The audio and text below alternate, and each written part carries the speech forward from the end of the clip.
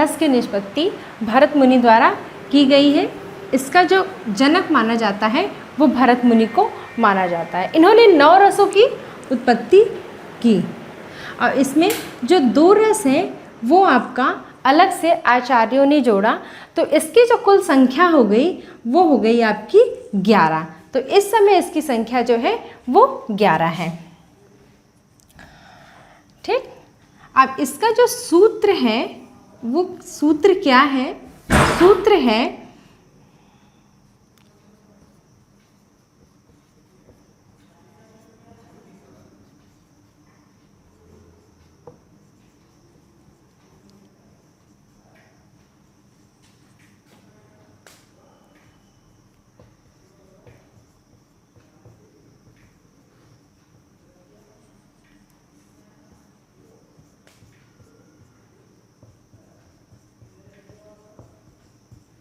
निष्पत्ति, यानी सूत्र आपका है विभावा विभावा अनुभाव संचारी भाव संयोग निष्पत्ति, यानी कि विभाव अनुभाव और संचारी भाव के संयोग से किसकी 10 निष्पत्ति यानी रस की निष्पत्ति यानी उत्पत्ति होती है।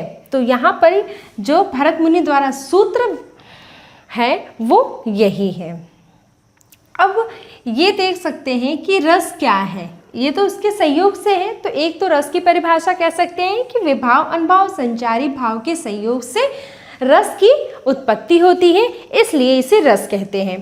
तो ये तो एक लाइन की है, लेकिन अगर हम इसके चीज़ों को या इसके अध्याय को समझते हैं तो ये कह सकते हैं कि किसी भी नाटक को देखकर, नाटक को पढ़कर या दृश्य को देखकर यथावत स्थान पे जो हमारे अंतःकरण में यानी जो हमारे हृदय में अज्ञात दशाओं में जो छुपा होता है, जो भावनाएं छुपी होती हैं वो प्रकट होती हैं। तो इसलिए जो प्रकट होती हैं वही रस है।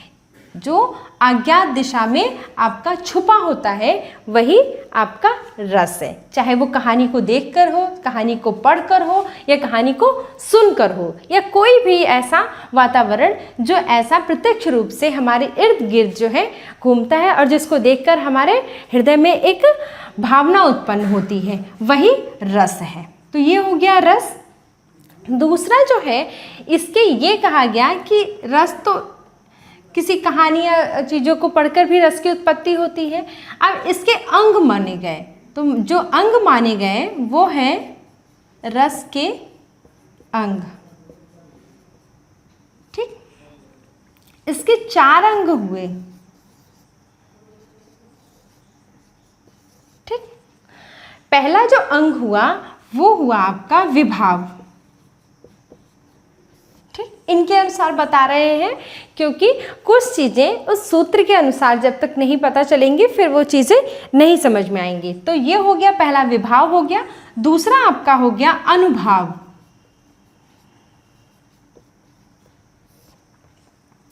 तीसरा आपका हो गया संचारी भाव।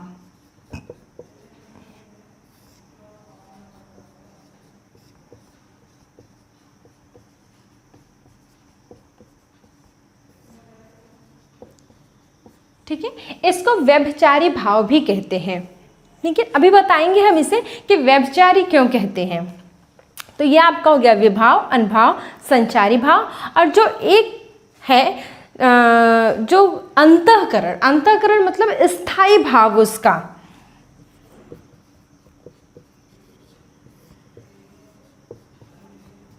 ठीक, ये आपका हो गया स्थायी भाव। तो कहीं कहीं पे हम इस चीज़ को पहले देखते हैं, कुछ विद्वानों ने या कुछ भाष्यकारों ने स्थायी भाव को पहले रखा है, यानी कि इसकी जो संख्या यानी गणना की गई है वो स्थायी भाव को पहले रख दिया है। अच्छा, स्थायी भाव को पहले क्यों रखा है? वो इसलिए रखा है कि जितने अज्ञात दशाओं में भाव छुपे होते हैं वो आपके अंतःकरण में होते हैं, यानी वो आपके हृदय में होते हैं। तो सबसे पहले इसको पहले रखा गया है। ठीक है, लेकिन जो सूत्र कहता है वो सूत्र के अनुसार ये क्रम है कि पहले विभाव को रखा जाए, पहले अनुभाव, संचारी भाव और स्थायी भाव। तो इस तरह से तो समझना तो हमें चारों को है, चाहे हम इसको पहले रख के समझें या हम इसको बाद में रख के समझें। तो हम इस सूत्र के अनुसार समझाते हैं, भरत मुनि के अनुसार, कि उनके जो सूत्र में पहला जो भाव है वो किसका है, विभाव का है। तो इसलिए हम जो है ये आपको पहला विभाव समझाते हैं। तो इस तरह से कि क्या होता है और किसका क्या अर्थ है। तो पहले ये हो गया रस के अंग, ठीक। अब इसके जो अंग हैं वो हमने 4 भागों में बांटे। विभाव, दूसरा हमने किया अनुभाव,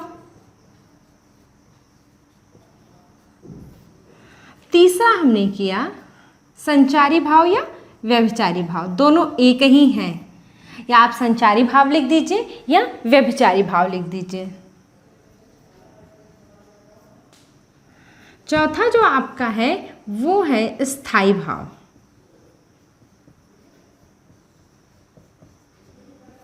ठीक है।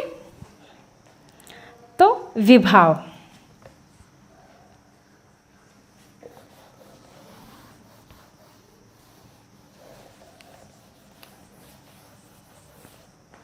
विभाव क्या होता है पहले हम देखते हैं। विभाव, विभाव, इसको अलग करते हैं। हम सब इसमें उपसर्ग प्रत्यय सब चीजों से बताते चलेंगे। वी यहां पर हो गया आपका है उपसर्ग, भाव यहां आपका हो गया है शब्द, ठीक है। तो ये हो गया आपका विभाव, ठीक है।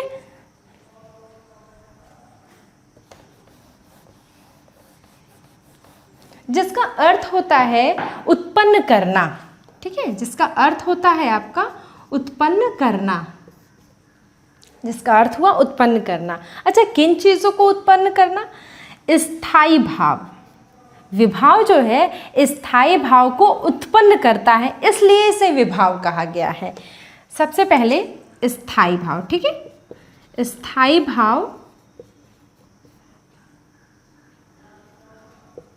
को उत्पन्न करता है, ठीक है। विभाव जो है स्थायी भाव को उत्पन्न करता है, इसलिए इसे विभाव कहा गया है। इसका अर्थ होता है उत्पन्न करना, ठीक है, उत्पन्न करना। जब तक हम सबका अर्थ नहीं समझेंगे तब तक पूरी परिभाषा समझ में नहीं आएगी। तो विभाव का अर्थ यहाँ पर हुआ कि जो स्थायी भाव को उत्पन्न करे वो आपका विभाव कहलाता है, ठीक। तो जब स्थायी भाव को हम उत्पन्न करना बता रहे हैं तो सबसे पहले हमको समझना होगा स्थायी भाव क्या है। तो यहाँ से हम तुरंत समझेंगे इसको स्थायी भाव, कि जब विभाव ने ये कहा कि स्थायी भाव को उत्पन्न करना ही विभाव है, तो स्थायी भाव क्या है? तो स्थायी भाव क्या है? स्थायी मतलब होता है स्थित होना। पहले हमें इसका स्थायी और भाव, ठीक है। जो स्थित है यानी जो भाव हमारे अंदर क्या है, विद्यमान है, वही स्थायी भाव है। कैसे भाव विद्यमान है? इसमें जो है स्थायी भाव, जैसे जो अज्ञात दशा में है, अज्ञात मतलब जिन दशाओं का पता नहीं है, अज्ञात दशा, ठीक है। तो अज्ञात दशाओं में जो हमारे हृदय के अंदर विद्यमान होते हैं उन्हें हम स्थायी भाव कहते हैं। इसका अर्थ हुआ कि जो अज्ञात दशा में हमारे हृदय के अंदर विद्यमान होते हैं यानी छिपे होते हैं, वो क्या होते हैं? वो आपके स्थायी भाव होते हैं। और इसी स्थायी भाव को उत्पन्न कौन करता है? विभाव उत्पन्न करता है। तो ये हो गया विभाव हो गया, और ये आपका हो गया स्थायी भाव।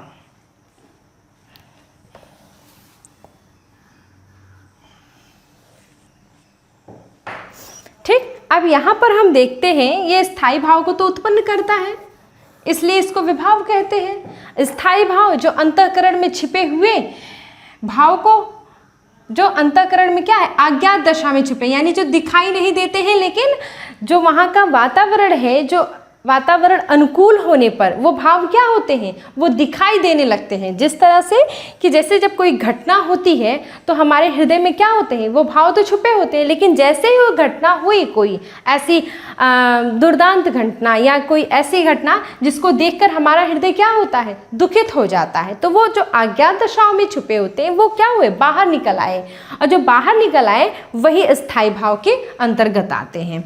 तो स्थायी भाव हो गया, विभाव हो गया। अब विभाव के दो प्रकार हुए हैं, आलंबन और उद्दीपन। ठीक है, आलंबन और उद्दीपन। आलंबन क्या है और उद्दीपन क्या है? आलंबन मतलब होता है सहारा। आलंबन मतलब हुआ सहारा। सहारा का अर्थ यहाँ से हुआ कि जब हम किसी के सहारे जो भाव उत्पन्न होते हैं वही आलंबन कहलाते हैं। यानी कि जो हमारे अंतःकरण में भाव उत्पन्न है वो किसी सहारे के माध्यम से वो भाव उत्पन्न होते हैं। जैसे कि कोई भावना या विकृत चेष्टाओं वाला, विकृत वेशभूषाओं वाला हमारे सामने आता है और उसको देखकर हमें जो हंसी उत्पन्न आती है, हमें जो हंसी आती है, या कोई ऐसा जिसे चोट लगी हो और उसे देख वो आता है, उसे देखकर हमारे हृदय में करुणा भर जाता है। ठीक है, तो वो जो हमारे हृदय में उत्पन्न होने का जो भाव है वो क्या है, वो सहारा है। यानी कि ऐसी विकृत चेष्टाओं वाला, विकृत वेशभूषाओं वाला जो हमारे सामने आता है उसको देखकर हमें हंसी उत्पन्न होती है। तो यानी जो हमारी हंसी उत्पन्न हुई, जो हमारे भाव आए, वो उस भाव का सहारा है, उसी को आलंबन कहते हैं। यानी जो भाव हमारे अंदर उत्पन्न होते हैं वो किस माध्यम से उत्पन्न हो, किसी सहारे के माध्यम से उत्पन्न हो, तो वहाँ पर आलंबन होता है। ठीक है, यह हो गया आलंबन। उद्दीपन, उद्दीपन मतलब होता है तीव्रता। उद्दीपन का जो अर्थ होता है वो होती है तीव्रता।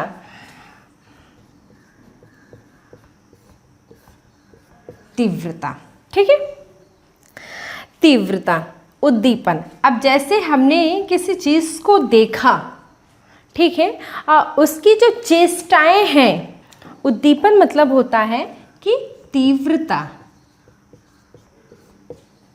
तीव्रता। ठीक है, तीव्रता मतलब कि जो बाहरी चेष्टाएं हैं, किसी भी चीज़ को देखने के बाद उसकी जो सबसे पहले हमें किसी की तरफ आकर्षित करती है वो उसकी बाहरी चेष्टाएं होती हैं। तो जो बाहरी चेष्टाएं हैं, जिसका जो बाहरी वातावरण या बाहरी बना हुआ आकार जिसको हम कह सकते हैं, वो बहुत ही क्या है, बहुत ही तीव्रता है, मतलब बहुत खिंचाव है उस चीज़ में। तो वो चीज़ें देखकर जो हमारे हृदय में भाव उत्पन्न होते हैं उसी को उद्दीपन कहते हैं। आकर्षण, आकर्षण, और वो भी कैसा, बहुत तीव्र आकर्षण। ठीक है, तो इसका अर्थ तीव्रता से होता है। तीव्रता मतलब कि जो बाहरी चेष्टाएं हैं उनके प्रति खिंचाव। जैसे किसी भी सुंदर वस्तु को देखकर, सुंदर व्यक्ति को देखकर जो उसका बाहरी आवरण है, यानी उसका जो बनावट है, उसके शरीर की बनावट, उसके रंग, उसके जो है नाक नक्शा, जितनी है चीज़ें हैं, उसको देखकर जो हमारे हृदय में एक खिंचाव उत्पन्न होता है। यानी कि जो चीज़ें आपकी आकर्षित करती हैं वो आपकी उद्दीपन में आती हैं। जैसे यहाँ पर सबसे पहले एक छोटा सा उदाहरण ले सकते हैं कि जब राजा दुष्यंत ने शकुंतला को देखा तो सबसे पहले उनके जो है बाहरी चेष्टाओं को देखा कि ईश्वर ने इतना सुंदर उन्हें बनाया है, तो उनके वो बाहरी चेष्टाओं को देखकर उनकी तरफ आकर्षित हुए। तो ये हो गया आपका उद्दीपन। ठीक है, अब आलंबन के दो भाव हुए हैं। सबसे पहले आलंबन के दो भाव हुए हैं। पहला हो गया आश्रय और दूसरा है आपका विषय। ठीक है, आश्रय मतलब होता है जिसके मन में जो चीज़ हो, यानी जिसके हृदय में हो। विषय जिसके लिए हो, यानी जिसके हृदय में हो, और विषय का मतलब होता है जिसके लिए हो। तो यहाँ पर आश्रय मान लीजिए सीता भी हो सकती है, राम भी हो सकते हैं, राधा कृष्ण कोई भी हो सकता है। तो आश्रय का एक तरह अर्थ है कि जैसे राधा के मन में कृष्ण के लिए प्रेम है, तो राधा के हृदय में जो प्रेम है या मन में है, तो वो क्या हो गया, राधा यहाँ पर आपकी आश्रय हो गई, और जो कृष्ण हुए वो आपके विषय हो गए।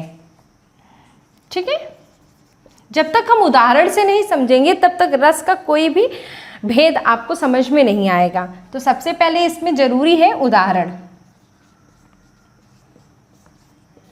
एक एक चीज़ों पे हम जब तक उदाहरण को नहीं समझाएंगे तब तक एक एक जो चीज़ें हैं, संचारी भाव हो, अनुभाव हो, स्थायी भाव हो, उद्दीपन, आलंबन, आश्रय, विषय कोई भी हो, बिना उदाहरण के इसको समझना मुश्किल है। तो इस तरह से ये हो गया आश्रय विषय, यानी कि रस के पहले विभाव देखा, स्थायी भाव हुआ, आलंबन हुआ, उद्दीपन हुआ, आश्रय और विषय।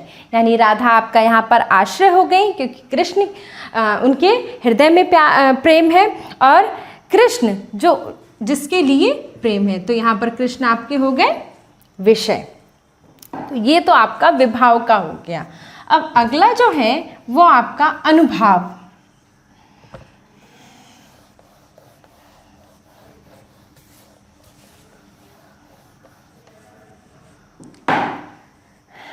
अनुभाव का अर्थ होता है, सबसे पहले हम जब तक उस चीज़ का अर्थ नहीं समझेंगे तब तक उसके भेदों को करने का कोई मतलब नहीं है। तो पहले हम जो है अनुभाव पूछते हैं। अनु मतलब इसका जब हम अलग करते हैं शब्द, तो अलग शब्द जो होगा वो होगा अनु, और ये हो गया धन भाव। अनु का अर्थ होता है बांध। ठीक है, यहाँ अनु उपसर्ग है, भाव शब्द है, अनु का अर्थ हुआ बाद, और भाव का जो भाव निकलते हैं, यानी जो स्थायी भाव जो है उसके बाद जो निकलता है। अब उसके बाद क्या निकलता है, यानी कि जो दिखाई देता है, दिखाई देना। ठीक है, जो स्थायी भाव के बाद जो भाव यानी जो निकलता है भाव, वो दिखाई देना। जैसे किसी चीज़ को देखकर हमारे हृदय में क्या उत्पन्न हुआ, हास्य उत्पन्न हुआ, हंसी आई हमें। तो हंसी तो अंतःकरण से उत्पन्न हुई जो छिपी हुई थी, लेकिन उसको देखकर क्या हुआ, उत्पन्न हुआ, यानी हमारे होठों का खिल जाना जिसमें आता है। ठीक है,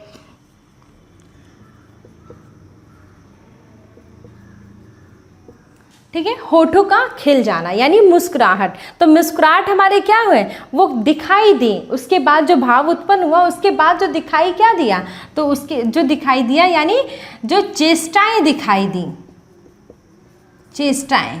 ठीक है, जो दिखाई दी वो आपका हो गया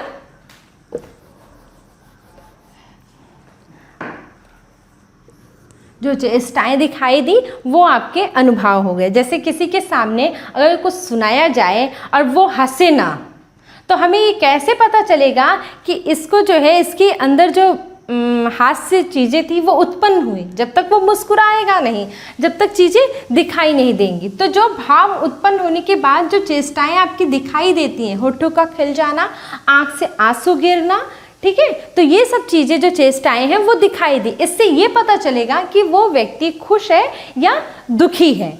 तो वही हो गया अनुभाव, यानी जो चेष्टाएं दिखाई दें वो आपका हो गया अनुभाव। अब अनुभाव को 4 भागों में बांटा गया है। ठीक है, अनुभाव को 4 भागों में बांटा गया है। पहला है सात्विक, दूसरा आपका है कायिक, तीसरा आपका है वाचिक, और जो चौथा आपका है वो आपका है आहार्य। ठीक है, ये अनुभाव के अंतर्गत ही है, यानी कि जो चीजें इसमें आएंगे वो क्या है, सात्विक, कायिक, वाचिक, आहार्य। तो ये जो चीज़ें हैं ये आपकी किसमें, अनुभाव के अंतर्गत आएंगी। यानी विभाव में तो 2 भागे हुई, फिर इसमें जो है 4 भाग हुआ है। 4 भाग में। सात्विक क्या है, चलिए अब देखते हैं सात्विक कायिक वाचिक आहार्य।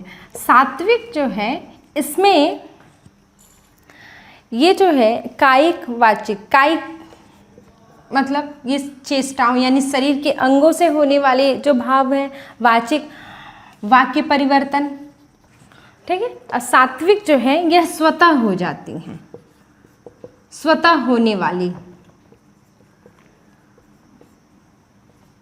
वाली क्या है, क्रिया कह सकते हैं, ठीक है। स्वतः मतलब कि जो भाव उत्पन्न होते हैं उसके बाद आपका ये जो है स्वतः उत्पन्न हो जाती हैं। स्वतः मतलब अपने आप उत्पन्न होना। जैसे हम जब ज़्यादा हंसते हैं तो क्या होता है कि हम जहाँ पे खड़े होते हैं वो हमारा हाथ जो होता है किसी और के ऊपर गिर जाता है, यानी कि वह स्वतः हो गया। उसमें जो क्रियाएं हुई वो क्या हो गई, जिसमें अवांछित जिसे कहते हैं, बिना इच्छा के, तो ये हो गई। जैसे आंसू निकलना, तो आंसू निकलना तो आंसू का गिरना, ये क्या हो गया, जब भाव उत्पन्न हुआ दुख का तो वो क्या, आंसू अपने आप निकल गए। तो ये जो क्रियाएं हुई जो अपने आप स्वतः होती हैं वो सात्विक में होती हैं, सात्विक में होती हैं, ठीक है। तो जो अपने आप होती हैं जिसमें क्या होता है, इच्छा अनुसार नहीं। और कायिक क्या है, शरीर से होने वाली चेष्टाएं।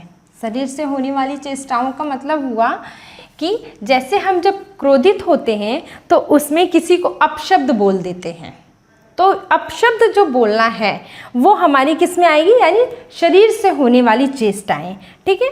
जैसे बहुत गुस्से में हम किसी के ऊपर कुछ ऐसा उठा लेते हैं हथियार और चला देते हैं, तो जो हमारे शरीर से हो रही है जो चेष्टाएं वो आपकी कायिक में आएंगी।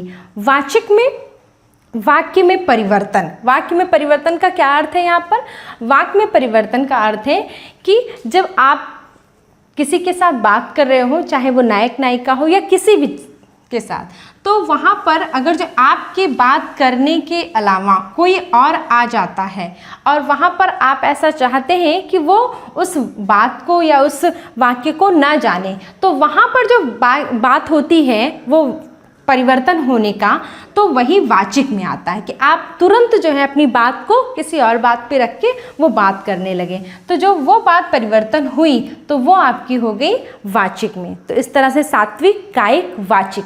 आहार्य क्या है, आहार्य है नायक या नायिका के वेशभूषा पे आकर्षित, यानी कि उसने क्या पहन रखा है। कभी कभी ऐसा होता है कि वही इंसान रोज़ जब वही कपड़ा या कोई वस्त्र ऐसा पहन के आता है तो उतना आकर्षित नहीं दिखता है, लेकिन वो अगर एक दिन या दूसरे दिन कुछ ऐसा वेशभूषा में आ गया, यानी किसी ऐसे पहनावे में आ गया जो आपको आकर्षित कर रहा है, तो जो आकर्षित करने का है वेशभूषा उसका वही आहार्य है, यानी कि जो वेशभूषा द्वारा आकर्षित हो रहा है वो आपका आहार्य में आ गया। तो यही हो गया अनुभाव। अनुभाव का क्या अर्थ होता है, अनुभाव का मतलब जो बाद में भाव उत्पन्न हो, ठीक है, जो चेष्टाएं उत्पन्न हो, उसके 4 हुए सात्विक, कायिक, वाचिक, आहार्य। सात्विक में स्वतः उत्पन्न होने वाले, वाचिक में शरीर से चेष्टाओं से उत्पन्न होने वाले, वाचिक मतलब वाक्य परिवर्तन, आहार्य मतलब वेशभूषा द्वारा आकर्षित होना। तो ये आपका हो गया अनुभाव। अब ये है आपका संचारी भाव। संचारी भाव क्या है आपका, संचारी, संचारी का क्या अर्थ होता है, चंचलता, ठीक है, यानी कि जो भाव तुरंत उत्पन्न होते हों और तुरंत जो है आपके विलुप्त हो जाते हों, यानी बीच बीच में उत्पन्न होना। संचारी भाव जो है वो क्या है, स्थायी भाव में संचारी भाव स्थायी भाव के साथ जो बीच बीच में प्रकट होते हैं, ठीक है, स्थायी भाव के साथ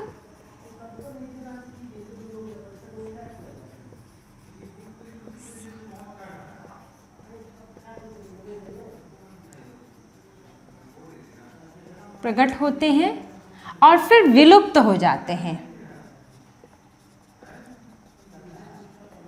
विलुप्त हो जाते हैं, उसे हम संचारी भाव कहते हैं, ठीक, संचारी भाव कहते हैं। जैसे मान लीजिए कि स्थायी भाव के साथ साथ, स्थायी भाव के साथ साथ कि हमने अभी जो है कोई भाव विद्यमान नहीं है। वैसे ऐसा नहीं हो सकता कि इंसान के अंदर कोई भाव विद्यमान ना हो, लेकिन अभी हमने कोई कहानी सुनी, दुखांत कहानी थी, उसमें सुना और कहानी ख़त्म हो गई। यानी जब तक कहानी चल रही थी तब तक हमारे हृदय में कैसा था, करुण रस था, यानी दुख था। और जैसे कहानी समाप्त हो गई और हमने कुछ ऐसा हास्य सुन लिया तो दुखांत क्या हुआ, तुरंत विलुप्त हो गया और हास्य उत्पन्न हो गया। और जैसे हास्य खत्म हुआ, कोई और चीज़ें हमने देखी, वो रस उत्पन्न हो गया। यानी संचारी का अर्थ है कि स्थायी भाव के साथ साथ वो बीच में विलुप्त होता है और प्रकट हो जाता है। यानी समय के साथ विलुप्त हुआ और समय के साथ प्रकट हुआ, उसी को कहते हैं संचारी भाव। ठीक है, संचारी, संचार करना, यही है। ठीक है, जो साथ जो है चंचलता से लिया गया है, इसका अर्थ कि इसमें जहाँ पर क्या है, तुरंत प्रकट हो रहा हो और तुरंत विलुप्त हो जा रहा हो वो भाव, उसे संचारी भाव कहते हैं। तो इस तरह से आपका विभाव हो गया, अनुभाव, संचारी भाव, स्थायी भाव। तो ये रस के अंग हो गए आपके।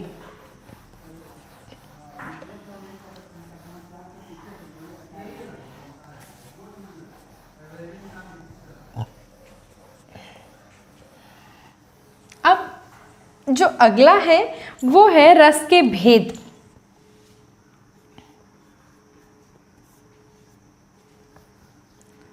आपका है रस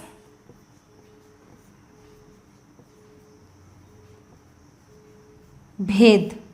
ठीक, भेद में हमने कहा भरत मुनि ने 9 रसों को वो किया, मान्यता दी, लेकिन कुछ ऋषि मुनियों ने इसमें 2 रस और जोड़ दिया और उसकी संख्या 11 हो गई।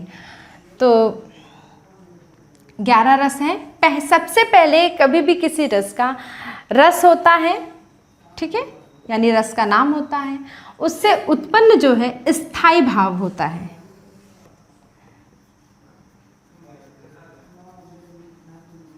स्थायी भाव, ठीक है। तो रस क्या है और उसका स्थायी भाव क्या है, ये लगभग हर प्रश्न में, हर कंपटीशन में पूछा जाता है कि उसका स्थायी भाव क्या है। जैसे आपने, वैसे तो रस आपके 11 हैं ही,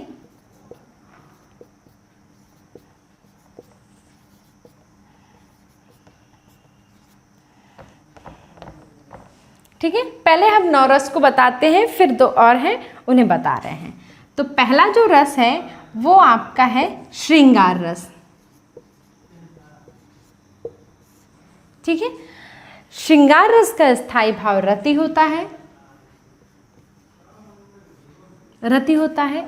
इसको रसों का राजा भी कहा जाता है, रसों का राजा।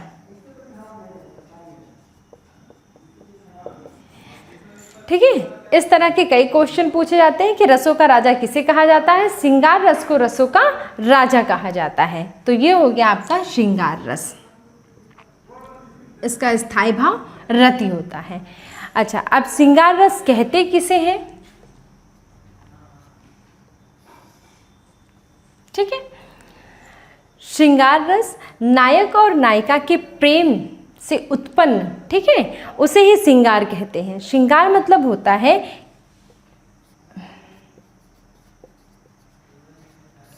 मिलन या प्रेम, ठीक है।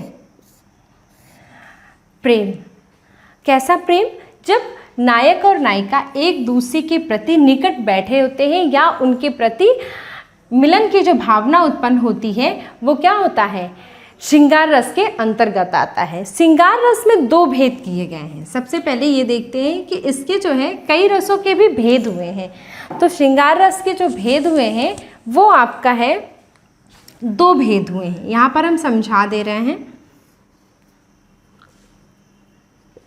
पहला है संयोग श्रृंगार और जो दूसरा है वो आपका है वियोग श्रृंगार।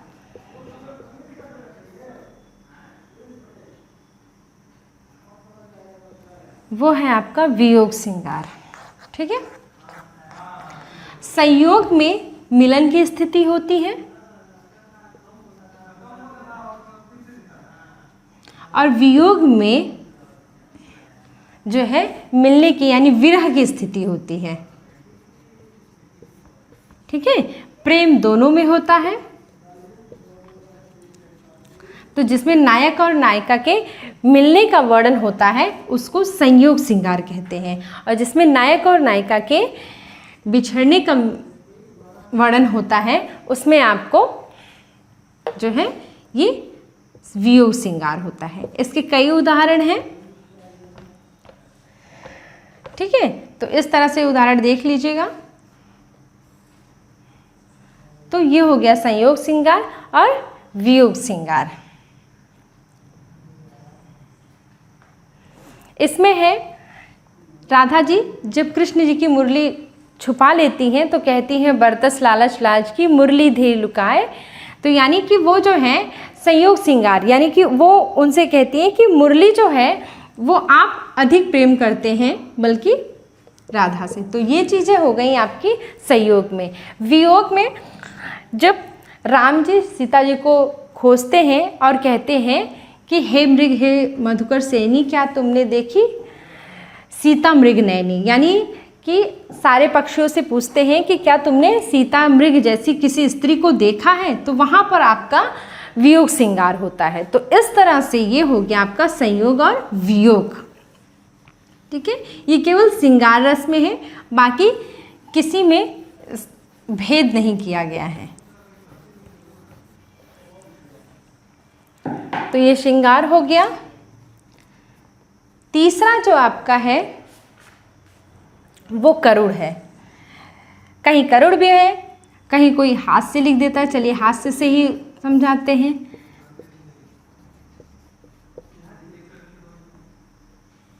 करुण, ठीक है, ये हास्य है, ये करुण है। हास्य का स्थायी भाव होता है हंसी, यानी हास।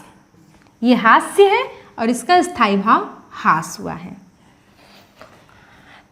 हास्य की जो परिभाषा है वो ये है कि किसी विकृत चेष्टाओं या विकृत वेशभूषा को देखकर या चीज़ें पढ़कर जो हृदय में हास्य उत्पन्न होता है उसी को हास्य रस कहते हैं। या अगर परिभाषाओं में नहीं याद आ रहा है तो सिर्फ इतना कह सकते हैं विभाव, अनुभाव और संचारी भाव के संयोग से जो हमारे हृदय में स्थायी भाव उत्पन्न होता है उसे क्या कहते हैं, हास्य कहते हैं। तो ये जितनी रस होंगे आपके पास वो जो है इसमें आपका सारी में परिभाषा एक ही होगा। तो अगर हम इसको इस तरह से भी बोल सकते हैं कि हमारे हृदय में जो उत्पन्न हास्य की भावना उत्पन्न हो रही है उसे हास्य रस कहते हैं, तो वो आपका हास्य हो गया। हास्य में कई उदाहरण हो सकते हैं।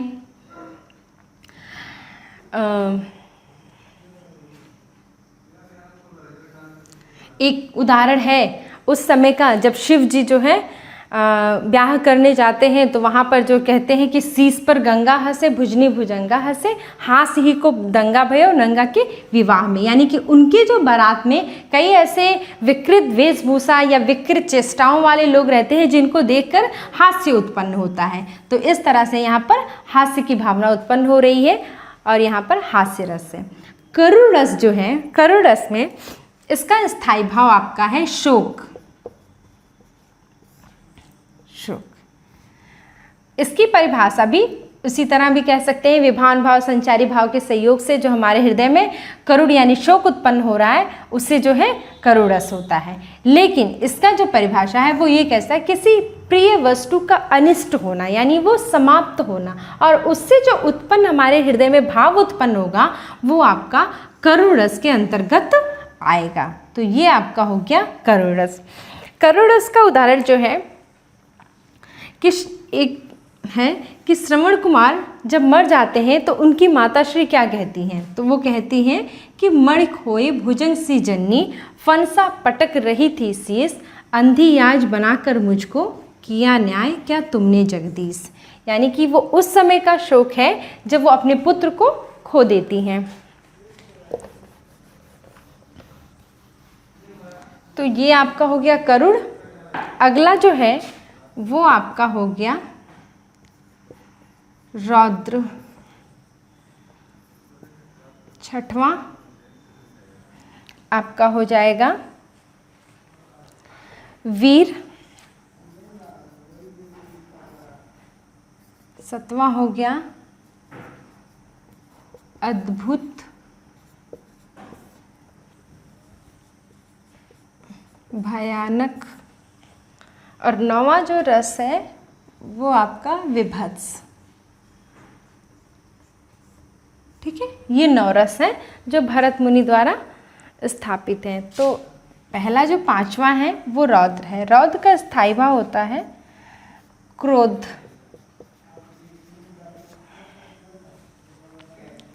ठीक है, क्रोध यानी कि विभाव, अनुभाव और संचारी भाव के संयोग से जो हमारे हृदय में क्रोध उत्पन्न होता है यानी रौद्र उत्पन्न होता है, उसे हम रौद्र रस कहते हैं। ठीक है, क्रोध उत्पन्न करना जहाँ पर रौद्र होता है। वीर रस का स्थायी भाव होता है उत्साह।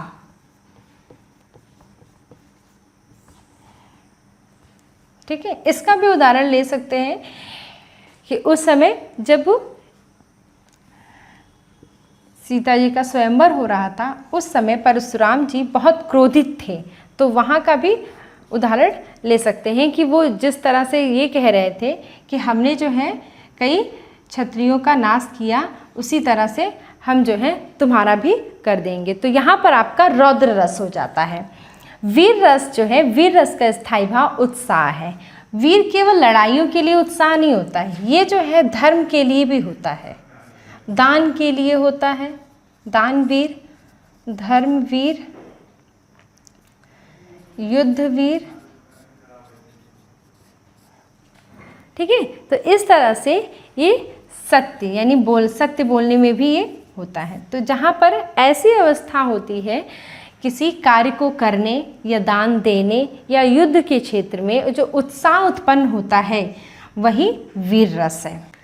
तो वीर रस है। वीर रस का एक बहुत अच्छा उदाहरण है राणा प्रताप का कि चढ़ चेतक पर तलवार उठा करता था भूतल पानी को, राणा प्रताप सिर काट काट करता था सफल जवानी को। तो इस तरह से ये वीर रस है, क्योंकि यहाँ पर लड़ने के लिए जो उत्साह नजर आ रहा है वो आपका वीर रस में है। अद्भुत रस, अद्भुत रस का स्थायी भाव है विस्मय यानी आश्चर्य। आश्चर्य, ठीक है, आश्चर्य यानी कि कोई भी वस्तु या व्यक्ति को देखकर जो हमारे मन में आश्चर्य उत्पन्न होता है वो किसमें है? अद्भुत रस है। या कह सकते हैं विभाव, अनुभाव, संचारी भाव के संयोग से जो हमारे हृदय में स्थायी भाव अद्भुत उत्पन्न होता है उसे हम जो है अद्भुत रस कहते हैं। इसका जो उदाहरण है अद्भुत, अद्भुत अलग, ठीक है, जो आश्चर्य उत्पन्न, आश्चर्य जैसे कि जब कृष्ण जी के यहाँ से सुदामा जी आते हैं और वो अपनी कुटिया को ना देखकर महल देखते हैं तो वहाँ पर वो आश्चर्यचकित करते हैं, तो वहाँ पर अद्भुत रस होता है। ठीक है, देखते हैं कि राग है कि रूप है, रंग है कि रूप है, प्राण है कि प्रिया है, यानी कि वो अपनी पत्नी को ऐसी वेशभूषा में देखते हैं जो अलग होती है और जो अपनी कुटिया को देखते हैं उसकी जगह वो महल होता है, तो इसलिए यहाँ पर आश्चर्य है। भयानक रस का स्थायी भाव भय होता है। ठीक है, भयानक रस का स्थायी भाव आपका भय, भय उत्पन्न होना, यानी किसी भी चीज़ से भय उत्पन्न होना, वहाँ पर भयानक रस होता है। ठीक, वही परिभाषा कह सकते हैं या ये भी कह सकते हैं किसी व्यक्ति वस्तु को देखकर जो हमारे हृदय में भय उत्पन्न होता है। ऐसा नहीं है कि व्यक्ति को देखकर भय उत्पन्न, ऐसे कई लोग होते हैं जिनकी जो चेष्टाएं होती हैं, जो क्रियाकलाप होते हैं, वो क्या होता है, भयभीत करने वाले होते हैं, तो उन्हें देखकर भी हमारे हृदय में भय उत्पन्न होता है, इसलिए वहाँ पर भयानक रस है। विभत्स, विभत्स रस जो है उसका अर्थ जो होता है वो आपका निर्वेद, इसका स्थायी भाव विभत्स, घृणा। ठीक है, घृणा यानी किसी भी व्यक्ति या वस्तु से घृणित ऐसी चीज़ें देखी जाएं जिससे हमारा जो हृदय है वो क्या हो जाए, वो घृणित हो जाए, घृणा की भावना उत्पन्न हो, वहाँ पर आपका विभत्स रस होता है। ठीक है, तो ये हो गया आपके 9 रस जो भरत मुनि द्वारा यहाँ पर दिए गए हैं। अब इसका जो 2 रस और है, ठीक है, 2 रस वो कौन कौन से हैं? एक तो है 10वां आपका हो गया भक्ति रस और 11 हो गया वात्सल्य रस। ठीक है, भक्ति रस और वात्सल्य रस। भक्ति रस का स्थायी भाव अनुराग है, ईश्वरीय प्रेम जिसको कहते हैं। ठीक है, अब वात्सल्य रस का स्थायी भाव भी प्रेम है, लेकिन ये स्थायी भाव तो वात्सल्य ही है, लेकिन ये जो प्रेम है वो प्रेम है ममता, यानी एक माँ का प्रेम। तो इस तरह से जो भक्ति रस है उसका स्थायी भाव अनुराग हो गया, वात्सल्य रस का स्थायी भाव वात्सल्यता से है, ममता हो गया। तो भक्ति रस यानी जो ईश्वर के प्रति जो हमारे हृदय में ईश्वरीय प्रेम है उसी को भक्ति रस कहते हैं। ठीक है,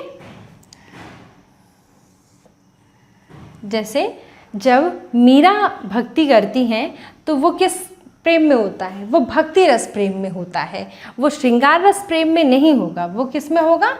भक्ति रस प्रेम में हो गया। मेरे तो गिरधर गोपाल दूसरों ना को, जाके मोर मुकुट मकराकृत कुंडल मेरो पति सोई। यानी कि ये जो है, ये इनकी जो भावना उत्पन्न हो रही है वो किस में होगा? भक्ति रस में होगा। वात्सल्य रस क्या है? वात्सल्य मतलब गुरु शिष्य माता पुत्र पिता पुत्र या उसके सगे संबंधियों द्वारा जो हृदय में भाव यानी जो वात्सल्यता उमड़ती है उस बच्चे के प्रति या किसी के प्रति, शिष्य के प्रति, सगे संबंधियों के प्रति, तो वहाँ पर जो प्रेम होता है वो वात्सल्य प्रेम है। ठीक है, तो ये हो गया आपका वात्सल्य।